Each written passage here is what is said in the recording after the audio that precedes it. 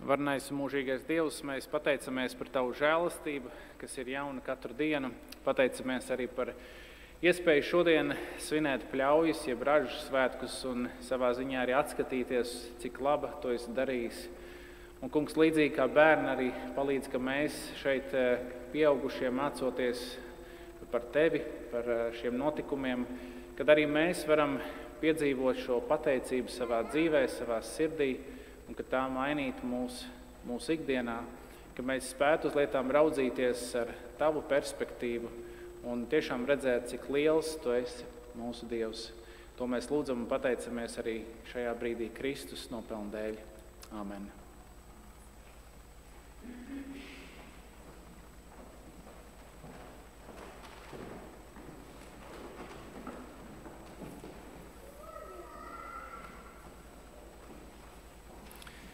Tas jau nebūs nekāds noslēpums, ka cilvēki ikdienā mēģina veidot savu tēlu un pievērš tam lielu uzmanību. Vai tas būtu saistīts ar mūsu ārējo izskatu, vai tas būtu saistīts ar to, ka mums ir svarīgi, ko citi par mums runā, vai varbūt tas ir saistīts ar to, kā es pats gribētu sevi redzēt sabiedrībā, mērķiecīgi veidojot kaut kādu par sevi zināmu tēlu. Un redziet, arī Dievs raugoties uz savu radības kroni, proti cilvēku, uz tevi un mani, skatās ar cerību par katra cilvēka nākšanu pie viņa caur ticību uz Jēzu Kristu. Un tad, kad šī ticība veidojas, tad, kad viņa tur nobriest, tad Bībele lieto tādu tēlainu salīdzinājumu, ka katram Jēzus Kristus sekotājam ir jānes augļi. Tamdēļ arī šajā pļaujas svētku dievkalpojumā es aicinu, ka mēs katrs varam domāt par savu dzīvi, par savus dzīves augļiem, un kā Jēzus mūs katru skubina tos nest. Un tad loģiski rodās jautājums, kam tad ir jānotiek, lai mūsu dzīvē būtu laba raža? Kam ir jānotiek? Es domāju, tā pirmā lieta, mums ir nepieciešama spēja saprast laikmetu. Nolasīsim no 54. līdz 59. pantam. Un uz ļaudīm viņš, proti Jēzus, sacīja, kad jūs rietumos redzat paceļamies mākoņi, jūs tūliņi sakāt, būs lietus, un tā arī notiek. Un kad no dienvidiem pūš vējš, jūs sakāt, būs karstums, un tā notiek. Liekuļi par zemes un debesu izskatu jūs protat spriest, kāpēc jūs neprotat spriest par šo laikmetu? Un kāpēc jūs paši no sevis neizšķirat, kas ir taisnība? Jo ja to ar savu pretinieku ej pie priekšnieka, centies ar viņu vēl ceļā izlīgt, lai viņš tevi nevestu pie soģa un soģis tev nenodod uzraugam un uzraugs tevi neiemet cietumā. Es tev saku, no turienes tu neiziesi, kamēr nebūs nomaksājis pēdējo artavu. Jēzus uzrunā apkārt esošos cilvēkus, kuru sastāvā ir gan viņu tuvākie, gan arī varbūt vienkārši interesanti, kas garām ejot ir dzirdējuši Jēzu. Bet viņš lieto šo sadzīvisko ainu par cilvēku spēju paredzēt laikapstākļus. Un es nezinu, vai jūs esat no tiem cilvēkiem, kas tikai paskatoties uz debesīm spēj pateikt, kas būs, bet šī situācija, vērojot mākoņus un sajūtot vēju, mēs varam bezmazai pateikt, kādi laikapstākļi ir gaidāmi. Un tad Jēzus savus klausītājus nosauc par liekuļiem. Un šis vārds liekulis ir atvesināts no vārda Hipokrats, jeb vēl tālāk tas ir vārds aktieris. Kāds, kas mainot maskas, izliekas par kaut ko, par kādu citu. Un tad Jēzus adresē šo jautājumu, kāpēc jūs neprotat spriest par šo laikmetu, ja jau tik labi spējat spriest par zemes un debesu izskatu? Kāpēc jūs paši no sevis neizšķirat, kas ir taisnība? Un kaut kur jau gribas sacīt, ka Jēzus ir ļoti augstās domās par saviem klausītājiem. Ja jau jūs esat tik gudri, kāpēc tad jūs nespējat? Viņi prot noteikti laika apstākļus, tad jau viņi noteikti prot spriest arī par šo laikmetu. Bet kaut kāda iemesla dēļ viņi to nedara. Iespējams, ka kaut kādā ziņā tas nav vērti, tas nav patīkami. Varbūt, ka tas liks mainīties viņiem pašiem un būs jākonfrontē arī apkārtējie. Bet taisnība ir nepieciešama. Katram ir nepieciešama izšķirt šī taisnība. Un te nu ir īstais brīdis akcentēt, ka ne jau tā taisnība, tā manējā taisnība ir tas svarīgākais aspekts, par ko mēs bieži vien cīnāmies, bet gan Dieva taisnība. Un par šo taisnību runājot, Jēzus lieto piemēru par došanos pie priekšnieka ar savu pretinieku. Centies ar viņu izlīgt, kamēr vēl esat ceļā, jo ja izlīguma nav, tad Jēzus piemērā tas noved pie cietuma un no tā ceļa ārā praktiski nav. Un pēc tā visa nākas secināt, ka taisnībai ir saistība ar izlīgumu, ar piedošanu. Un tas būs kaut kas līdzīgs arī, ko jūs varēsiet redzēt mūziklā, kas top. Par šo taisnību, izlīgumu un piedošanu labi izteicies teologs Justs.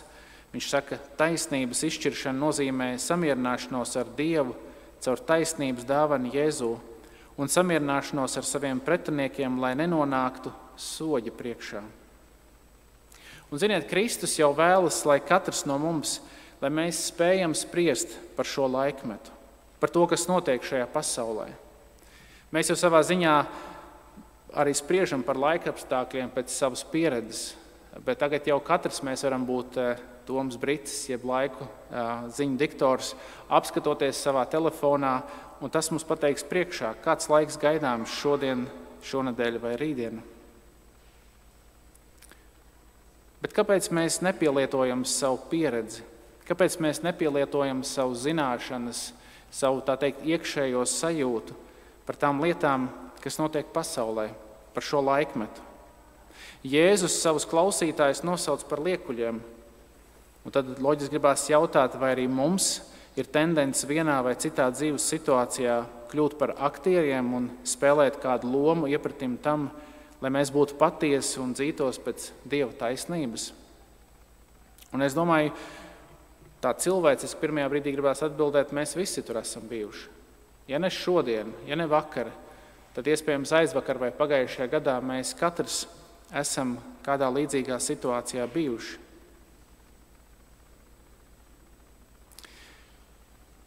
Pēc būtības tas viss, kas pasaulē notiek, kā lai mēs to nosaucam par laimi un harmoniju? Un cilvēki bieži vien uzdod šo jautājumu, ja Dievs ir tik mīlošs, kāpēc pasaulē ir šī netaisnība? Kāpēc pasaulē ir šis ļaunums?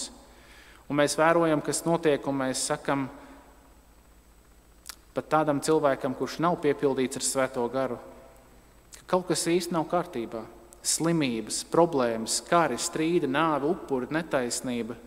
Ja pat mazais bērns aiziet uz bērndārzu un iepazīstot savus kolēģus, saprot, ka viņa vai viņas ģimenē ir kaut kas pilnīgi citāds. Kur nu vēl vairāk mēs pieaugušie, kas caur savām dzīves pieredzēm gājuši varbūt moku pilniem notikumiem cauri, vai par tādiem esam dzirdējuši. Bet kas tad mums traucēja izprast šo laikmetu? Īpaši domājot arī par Dievu doto Svēto garu. Bībele apsola, ka ik viens, kas patiesi ir nožēlojis savus grēkus, liek savu ticību uz Jēzu Kristu, saņem Svēto garu. Un bieži vien varbūt to tā grūti pat izteikt, kas tas ir, un arī runājot ar bērniem, arī vēl vakar bija kādas sarunas, un kā tad īsti Dievs runā, kā tas notiek, un mēs varbūt tā vienkāršot varam teikt, tā ir tāda līdzīga sajūta, ko mēs dažkārt varbūt cilvēkiem stāstam, tā ir tāda sirdsapziņa, ka tu kaut ko dari un tu saproti, ka tas nav pareizi, vai gluži otrādi, ka tas ir pareizi. Bet Svētais gars ir kaut kas lielāks, kaut kas pārāks. Svētais gars ir persona, kas dzīvo ikvienā kristietī. Un ja nu viņš ir tevī un manī, kāpēc tad mums ir tik grūti izprast šo laikmetu? Iespējams, ka tam ir kaut kāda saistība ar to, ko mēs domājām aizvadītajā svētdienā, par to dienu, par dienu, kad Jēzus nāks atkal, ka mēs to neuztveram nopietni, ka mēs joprojām dzīvojam kā tādi parādnieki un esam naidā ar savu pretinieku. Un to mēs varam novērot visapkārt. Un jāsaka arī šeit draudzē, mēs to varam pavisam vienkārši kļūt viens otram par pretinieku. Pāvils rakstot efeziešiem saka, izmantojiet laiku, jo šīs dienas ir ļaunas. Bet Kristus šajā stāstā norāda uz izlīgumu. Un tas izlīgums ir nepieciešams kā mums, mūsu savstarpējās cilvēciskajās attiecībās. Tā vēl vairāk šī izlīgšana ceļā ir nepieciešama arī mūsu attiecībās ar pašu Dievu, ar pašu radītāju. Jo tas vien, ka mēs ieraugam, ka šajā pasaulē ir kāda problēma, kad ir lielas kaitas, lielas cīņas, Tas vēl vairāk aktualizē to, kā tad ir mūsu savstarpējās attiecības ar Dievu, vai tajās ir miers. Jeb citiem vārdiem, cilvēku liekulībai labākās zāles ir patiesība, kuru pēc Jēzus vārdiem darīs cilvēku brīvu. Un tad jautājums, kas kavē mūs šim izlīgumam? Manuprāt, pietrūkst izpratnes, ka esmu grēkos līdz ausīm, un izpratnes, ka man neviens cilvēks nevar palīdzēt nomaksāt pēdējo artavu par saviem grēkiem. Un tas mūs noved pie šīs otrās nepieciešamības, proti mums katram ir nepieciešama spēja saprast grēku nožēlu. Un Jēzus par to runā 13. nodaļas pirmajos 5 pantos. Tanī pašā laikā atnāca ļaudis, kas viņam stāstīja par galiliešiem, kuru asinis Pilāts bija sajaucis ar viņu upuriem. Un viņš tiem atbildēja un sacīja, vai jūs domājat, ka šie galilieši ir bijuši lielāki grēcinieki nekā visi pārējie galilieši, tāpēc, ka tie to cietuši? Es jums saku, nebūt ne, bet ja jūs neatgriezīsieties no grēkiem, tad jūs visi tāpat iesiet bojā. Ja vai jums šķiet, ka tie 18, uz kuriem krita zilos tornis un tos nosit, bija vairāk vainīgi nekā visi pārējie Jeruzalemes iedzīvotāji? Es jums saku, nebūt ne, bet ja jūs neatgriezīsieties no grēkiem, jūs visi ņemsiet tādu pašu galu. Un šeit pie Jēzus atnāk ļaudis, kas norāda uz kādu situāciju par galiliešiem, kurus asinis Pilāts bija sajaucis ar viņu upuriem. Un tā epizode visdrīzāk ir saistīta ar notikumu, kad kādi no ticīgajiem ir iegājuši savā templī un nesuši pateicības vai grēku izpirkšanas upuru tam kungam. Un Pilāta kareji vienkārši viņus brutāli ir nogalinājuši uz vietas, un ka viņu asinis fiziski ir sajaukušās kopā ar šo grēku izpirkšanas vai pateicības upuru asinīm.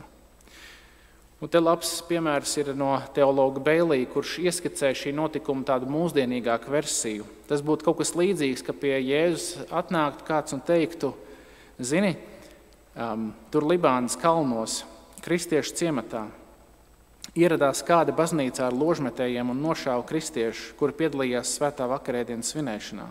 Ticīgo asins sajaucās ar svēto altāru vīnu, jeb mūsu gadījumā biķeri. Ko jūs par to domājat? Un cik savdabīgi šis stāsts ir mums šodien baudot svēto vakarēdienu. Un lai Dievs pasargā, ka mums šodien tāda nelaime nenotiek, ka kāds neienāktu mūs nenogalinātu. Bet tāds notikums tur ir bijis. Un cilvēki nāk pie Jēzus un prasa bez mazai, kāpēc viņi to ir pelnījuši, kāpēc viņiem tā tas notika. Bet pirms Jēzus viņiem atbild, Jēzus pats piedāvā vēl kādu stāstu, līdzīgu vēsturisku notikumu, kad 18 vīri tika nosisti ceļot zilos torņu Jeruzalemē. Un savulaik Pilāts bija plānojis ieguldīt Jeruzalemē lielus līdzekļus un uzcelt akvaduktus, jeb citiem vārdiem sakot, piegādāt svaigu ūdeni, un lai šis svaigais ūdens būtu kā palīgs pilsētai, ko varētu nodrošināt ikdienas lietošanai. Un tad Pilāts ņēma no tempļa naudu, šo saucamo korbanu upuri, naudu, kas tika mērķiecīgi ziedota templim. Viņš ņēma šos ziedojumus un ieguldīja, jeb maksāja cilvēkiem, lai viņi ceļ šo torni, jeb to visu sistēmu, un 18 cilvēki aizgāja mūžībā, tāpēc, ka viņam šis tornis uzkrita virsū. Un tad šo abu stāstu kontekstā Jēzus jautā, vai tie, kuri mira, bija lielāki grēcinieki par pārējiem Galilejā vai Jeruzalemē? Vai mirušie savā veidā tika sodīti, jo viņi bija kaut kā īpašāki grēkojuši pret Dievu? Un Jēzus pats arī dod atbildi. Redziet, Jēzus nekad nepaliek atbildi parādā, un viņš saka, nebūt ne. Jēzus turpina, ja jūs neatgriezīsieties no saviem grēkiem, tad jūs tāpat iesiet bojā, jeb ņemsiet tādu pašu galu. Un tas liek aizdomāties par tādu mūsu cilvēcisku tendenci. Un man liekas, ka viena no tendencēm ir padarīt sev labāku par citiem. Jeb salīdzinot ar citiem, teikt, ka es atrodos labākā situācijā, ka esmu labāks par kādu, vai ka es neesmu tik slikts kā citi.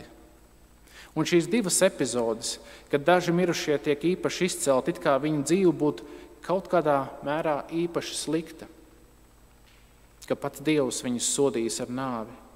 Un neviļus, kad kāds aiziet mūžībā pie tam kādā traģiskā veidā, šad un tad jau mums var piezakties šī doma, laikam viņš vai viņi ir izdarījuši kaut ko ļoti sliktu, ja tādu nāvi ir sagaidījuši. Jēzus jau iepriekš mums lasītajā raksturvietā no Lūkas evaņģēlija 12. nodaļas 4. 5. pantā sacīja: nu nebīstaties no tiem, kas nonāvē miesu un pēc tam vairs nespēja neko darīt. Jēzus saka, es jums teikšu, no kā jums būs bīties. Bīstieties no tā, kam ir varu nonāvēt un pēc tam iemest ellē. Tiešām es saku, to bīstaties. Un tamdēļ jau nav jābrīnās, ka Jēzus arī šajā situācijā, runājot ar savu auditoriju, viņš skubina visus savus klausītājus atgriezties no grēkiem.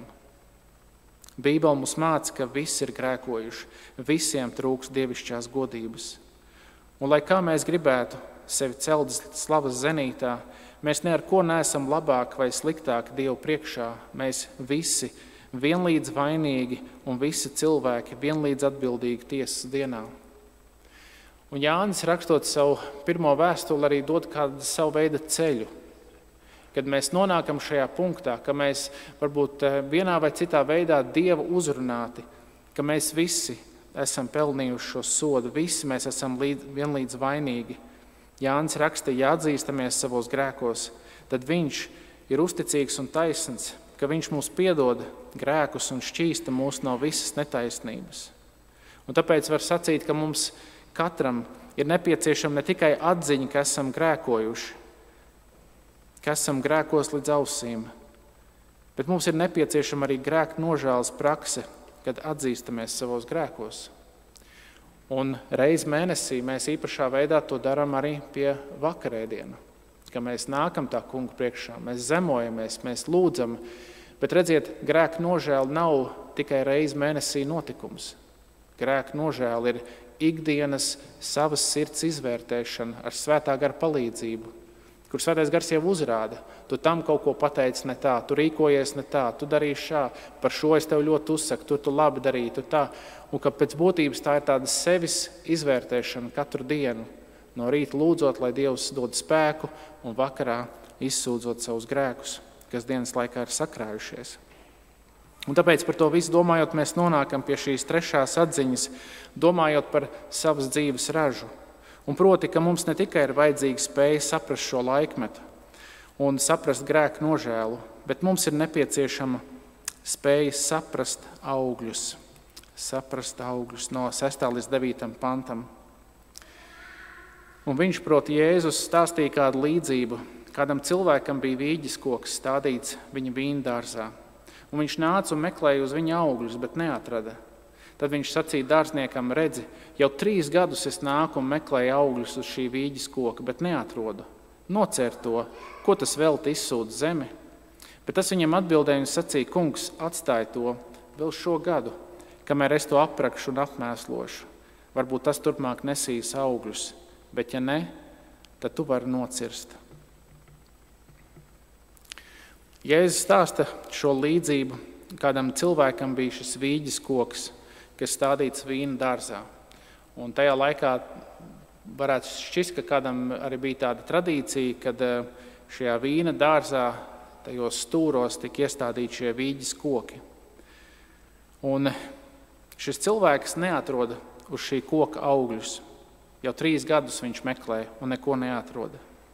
Un dārznieks, dzirdot šī kunga vēlmi šo koku nocirst, viņš saka, iedod man vēl šo gadu, es vēl pamēģināšu vienreiz, 1 gadu, lūdzu, es aprakšu, es apmēslošu un redzēsim, varbūt, ka tas koks nesīs augļus, bet ja ne, tad cērtam nost. Un savā ziņā ražas un pļaujas svētki nav iedomājami bez augļiem. Katram kokam taču ir jānes savu augļi. Ja tādu nav, tad tas velti izsūc zemi. Bet katram kokam ir nepieciešama apmēslošana un aprakšana. Tam visam vajadzētu dot rezultātus, bet ja augļi nebūs, tad kokam laiks atvadīties.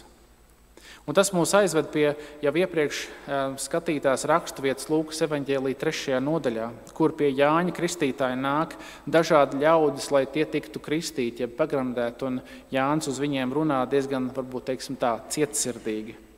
Ļaužu pulkiem, kas nāca pie viņa kristīties, viņš sacīja, jūs oģu dzimums, kas jums norādīs, ka izbeigsiet nākamai dusmībai? Tad nesiet patiesus atgriešanās augļus un nesāciet pie sevis sacīt, mums ir Ābrahams par tēvu. Jo es jums saku, Dievs spēj no šiem akmeņiem radīt Ābrahamam bērnus. jau cirvis pielikts kokiem pie saknes. Katru koku, kas nenesīs labus augļus, nocirtīs un iemetīs ugunī. Un ja mēs tā varētu sacīt, tad augļi ir augļkoka dzīves rezultāts. Kristus sekotāja dzīves rezultāts ir patiesi atgriešanās augļi. Jeb citiem vārdiem, katram Kristus sekotājam ir jāpiedzīvo izmainīta dzīve, un ka to var redzēt arī blakus stāvošais. Šī izmainītā dzīve ir ar pieaugošu koeficientu, ka vakar bērnībā darītās blēņas tiek atmestas. Tumsas maldu ceļus, kur staigājām pirms sastapšanās ar Jēzu Kristu, vairs neuzlūkojam kā iespēju. Bet te parādās arī tas svarīgais aspekts. Man neviens nevar palīdzēt. Es varbūt gribu apņemties, un varbūt esmu dzīvojis ar šo perspektīvu, ka es saņemšos, ka savā spēkā es tādu dzīvi nodzīvošu. Gan jau es tikšu līdz augļiem un atbrīvošos no grēka varas. Bet skaudrā realitāte ir nē. Ne tu, ne es, neviens no mums, mēs paši, ne mans tuvākais, kā tāds dārznieks, nespēja man nogādāt līdz manas dzīves augļiem, bet ir Kristus. Kristus. Šodien tev un man ir Kristus. Viņš labprātīgi ir miris pie krusta par visas cilvēces grēkiem, par tiem, kurus esam darījuši, darām vai tikai darīsim. Tikai Kristus ir īstais un vienīgais mūsu grēku izpirkšanas upuris. Viens, kurš bez grēka miris par visiem grēku pilnajiem, lai mūsu dzīvē varētu atrast tos patiesos atgriešanās augļus. Tikai Kristus. Tikai Kristus. Un te jāsaka, ka ārējiem izskatam var būt sava nozīme. Tomēr Jēzus diezgan skarbi par to saka. Viņš saka, labāk kā kroplim ieiet dzīvībā, nekā ar 2 rokām noiet ellē. Mums varbūt ir svarīgi, ko citi par mums saka, tomēr Jēzum par visu svarīgāk bija tas, ko par viņu saka debesu Tēvs. Mūsu tēlu veidošanai varam atvēlēt visu savu dzīvi, visus savus sasniegumus, bet tomēr īsto tēlu veido mūsu upuri. Tas, ko esam gatavi atstāt, labāk mērķi vadīti. Tamdēļ es arī skubinu, ka mēs šodien nākot vakarēdien priekšā, baudot to, ka mēs varam nākt Dievu priekšā un nest viņam patieso dzīves ražu, ka mēs varam saprast šo laiku, šīs dienas, kurās dzīvojam, ka mēs varam nākt Dievu priekšā ar patiesu grēku nožēlu, jo mēs ne ar ko neesam labāki, ka tiktu glābti tāpat vien, bez mūsu grēka izpirkšanas upura, kas ir Jēzum paveikts pie krusta mirstot. Un gal galā nesīsim patiesas atgriešanās augļus. Iespējams, ka šī diena, šis mēnesis vai šis gads, tas ir tas žēlastības gads, kas mums ir dots, kur varbūt tēlaini, kā šajā stāstā teikt, ir dots vēl laiks, vēl tas dārznieks var aprakt, vēl viņš var apmēslot un redzēt, vai tur būs tie augļi. Mīļie, šis ir žēlastības laiks. Un lai Dievs mums katram ir žēlīgs, kad vienu dienu stāvot viņa priekšā, viņš var teikt, ir labi. Ir labi. Un lai Dievs mums palīdz šodien dzīvot ar šīs perspektīvas acīm, ka mēs vairs savā dzīvē nevarēsim saskaitīt tos daudzos augļus. Un lai Dievs mums palīdz, ka viņa svētā gara skubinājums mūsu dzīvē nes tos bagātīgos augļus, to bagātīgo ražu tam kungam. Lai Dievam vienīgam ir slava, gods un pateicība par to visu. Āmen.